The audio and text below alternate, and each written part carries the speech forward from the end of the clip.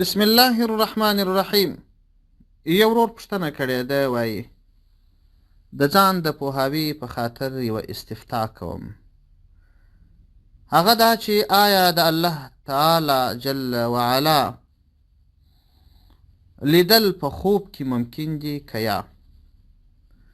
دوهم، امام الائمه سیدنا ابو حنیفه رحمه الله په حق کې منقول دی چې الله جل جلاله سل ځلې په خوب لیدلی دی. دا خبره صحت لري که یا؟ دریم، دا په کوم شان او صورت کې لیدلی سي؟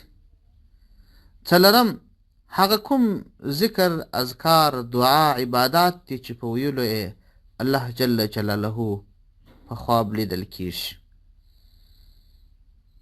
د دغه ورور د پوښتنې په جواب کې باید ووایم چې دا مسله تقریبا د علماو په منځ کې اتفاقي ده چې په خوب باندې د الله جل جلاله لیدل دا ممکن دی. د مسلم شریف شرح صحیح مسلم جلد 9 صفحه 220 دا توري رالیکي: ولم يختلف العلماء في جواز صحة رؤية الله تعالى في المنام. وای په دې کې هیچا اختلاف نه دی کړی چې په خوب کې د الله جل جلاله لیدل ممکن دی. همدا ډول یو بل کتاب دی، سراج الطالبین على منهاج العابدین، جلد اول صفحه 133 کې دا توري لیکي: واتفق الصحابه والتابعون ومن بعدهم على جواز وقوعها،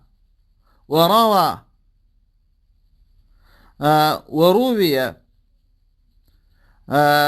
أن النبي صلى الله عليه وسلم رأى ربه في المنام. هذا حديثا روي من طرق كثيرة. وای پر دې باندې اتفاق د ټولو صحابه او تابعینو او رستنیو علماو راغلی دی چې پیغمبر صلی الله علیه وسلم الله جل جلاله په خوب باندې لیدلی دی. او د فقه اکبر شرحه چې ملا علي قاري لیکلی د هغه هم په صفحه 14 کې وایي چې د الله جل شانه په خوب لیدل ممکن دی. او همدا ډول فیض الباری د علامه شاه انور شاه کشمیری رحمه الله شرح ده پر بخاری شریف، هغه په 5 جلد صفحه 308 کې همدا خبر را نقل کړی د قاضي خان په حواله، او حجت الله البالغه د شاه ولی الله محدث دهلوي کتاب هغه ته هم حواله ورکړې ده. دا خو یوه خبره شوه. دوهمه خبره دا چې تا ویلې وه چې د سیدنا امام ابو حنیفه رحمه الله په اړه ممکن دي، منقول دي، بلې رد محتار په جلد اول صفحه 150 کې دغه خبر را نقل کړی ده. دور مختار دا توري لیکل دي چې ولها قصة مشهوره. دا د دور مختار توري دي.